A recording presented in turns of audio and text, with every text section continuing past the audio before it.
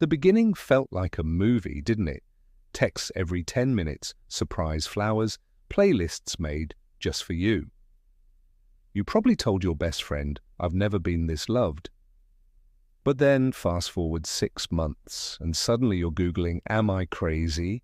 at 2 a.m. because every simple conversation turns into an argument you somehow end up apologizing for. That kind of emotional whiplash is disorienting, and if it sounds familiar, please stay right here. This video might just save your sanity. We're going to dive deep into what's really happening. Picture this. You walk into the kitchen, maybe a little hesitantly, and say, "Hey, I'm a little hurt you forgot our anniversary." 30 seconds later, they snap back, "I can't believe you're attacking me after everything I do for you." And what happens next? You leave the room apologizing, feeling like you did something wrong, only to realize later that you never even got an apology back. That kind of emotional flip isn't love, that's manipulation wearing love's hoodie. Today we're breaking down the 3 biggest neon signs that spell control instead of care. It's time to recognize these patterns and reclaim your peace. Sign 1. Love bombing that never stops. Until it does, love bombing is basically the deluxe edition of flattery, right? It's constant compliments, expensive gifts, rapid-fire promises about your future together. Think of it as an emotional ambush designed to sweep you off your feet before you even know what's happening. Real love is steady, it builds slowly. Manipulative love is a firework, loud, bright, and then often gone. But what makes this tactic so incredibly toxic is the timing and the intent behind it. Manipulators shower you with affection to gain control and create emotional dependency. A 2022 study in the Journal of Interpersonal Violence found that partners who received more than 30 idealizing messages a day were 3 times more likely to report emotional dependency within 6 weeks. That's not just a coincidence, it's a calculated strategy. Translation: the bomber isn't genuinely giving, they're harvesting you for addiction, creating an intense emotional bond that makes it difficult to end the relationship. Here is the sneaky part. They keep that shower of affection running just long enough for you to willingly cancel your own boundaries. You stop seeing friends because those nightly 3-hour FaceTimes feel so good, so validating. You mute group chats because they whisper, "Those people don't celebrate you like I do," or "They're just jealous of what we have." Once your world shrinks to their size, once you're isolated and dependent, that's when the gifts slow, the compliments cool, and suddenly you're working overtime to earn back the kindness that used to be automatic. That shift from constant candy to intermittent crumbs is textbook intermittent reinforcement, the same psychological mechanism that keeps people glued to slot machines. You're constantly chasing that initial high, that intense feeling of being adored, hoping that if you just do enough, be enough, the good times will return. If you find yourself feeling grateful for basic politeness, or if you're constantly trying to win back their affection, ask yourself, did the standard of love drop, or did the illusion just finally clear? This isn't about genuine connection, it's about control established through intense, but ultimately conditional, affection. Sign 2. Gaslighting that rewrites the room. Gaslighting at its core is the art of making you doubt concrete facts. It's not just a disagreement or a difference of opinion, it's a deliberate, insidious edit of your reality. You'll hear classic lines like, "That never happened," or "You're imagining things," even when you remember it vividly. Over time, you start to internalize it, thinking, maybe I am too sensitive, too jealous, too dramatic. You begin to question your own memory, perception, and sanity. This erosion of self-trust is precisely why it's so effective. A 2021 YouGov poll showed 62% of adults couldn't define gaslighting correctly, which is exactly why it works. Most of us don't spot the trick until we're already dizzy from the constant questioning. It's a tactic designed to make you lose confidence in your own judgment, making you more reliant on the gaslighter's version of events. Here's a quick test. Mention an episode of The Office, any episode. If they insist, "We've never watched that together," and you distinctly remember eating popcorn through it with them, that's a red flag the size of Dwight's bobblehead. The goal isn't to win the argument, it's to exhaust you into surrender, to make you doubt your own experiences until you just give up. Once your memory feels unreliable, you unconsciously lean on theirs, and that dependency hands them the steering wheel of your shared reality. Healthy partners might forget details, we all do that, but manipulators actively rewrite whole seasons of your shared life or deny things they said or did, even with evidence. They might even accuse you of lying or being crazy for remembering things differently. If you find yourself keeping voice notes, screenshots, or journals to check the tape because you can't trust your own recollections anymore, congratulations, you've already sensed the trap. You're fighting for your own mind, and that's a battle you absolutely have to win. Sign 3.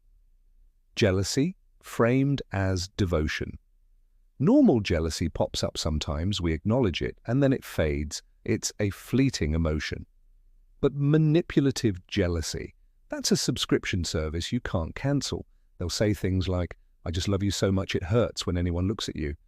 Cute on paper, right? But in practice, it's terrifying. It's a way to justify controlling behaviors under the guise of deep affection. Over time, the rules tighten.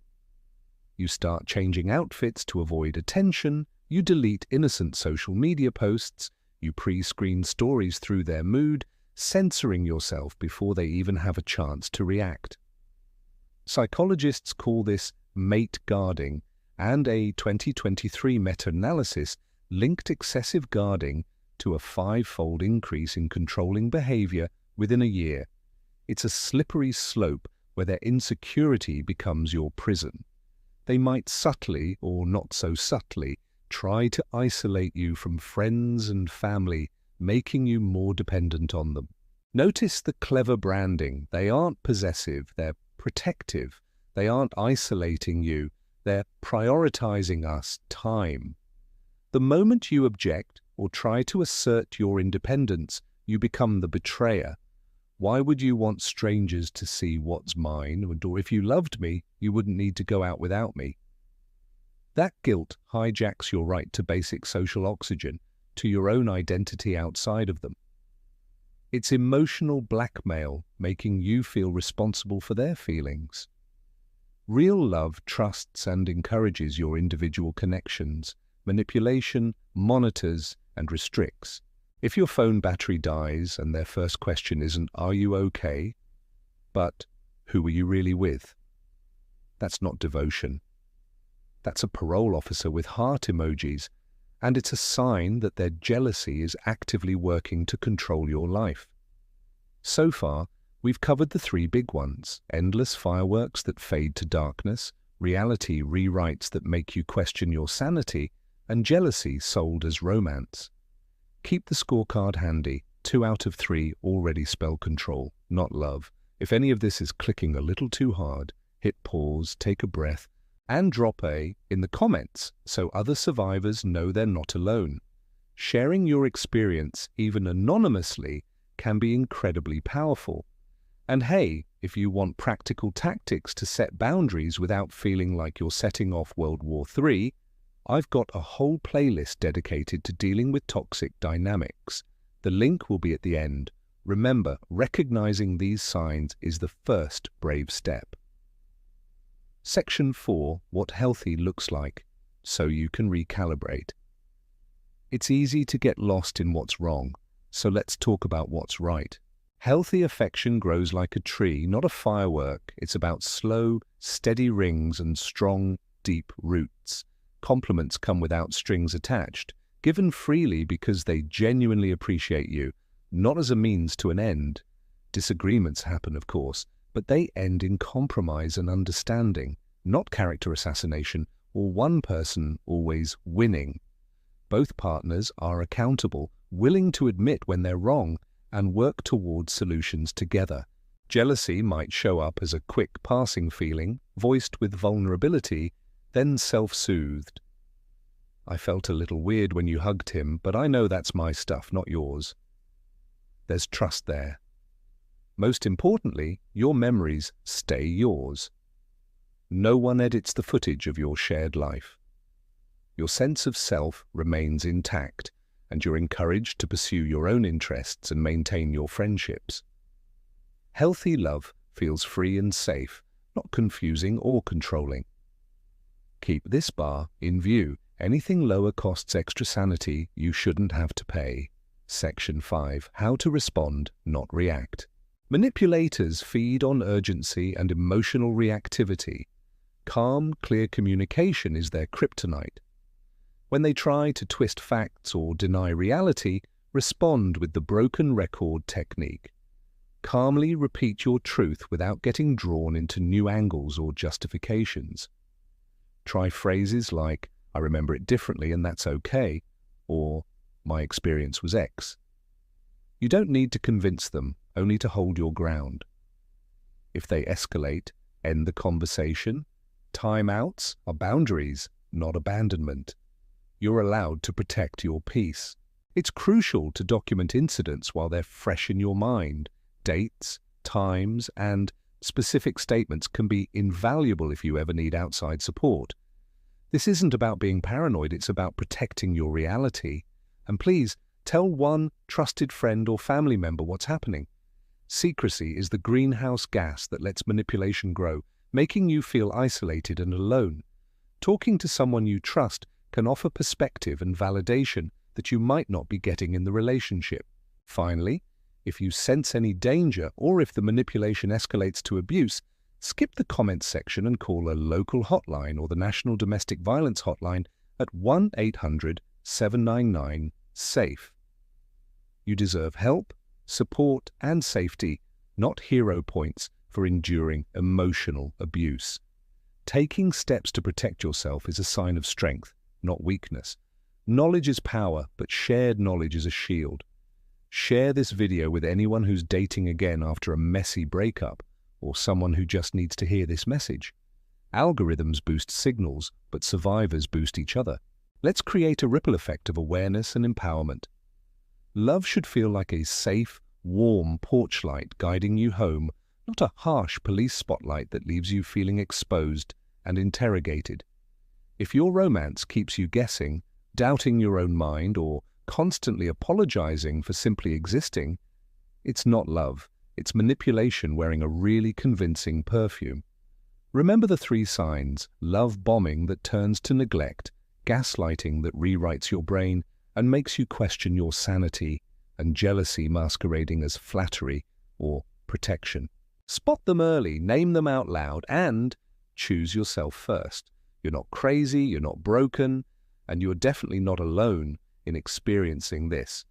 Take back your reality, set that boundary firmly, and let the right people, starting with you, love you for real. You deserve a love that uplifts, respects, and frees you to be your authentic self.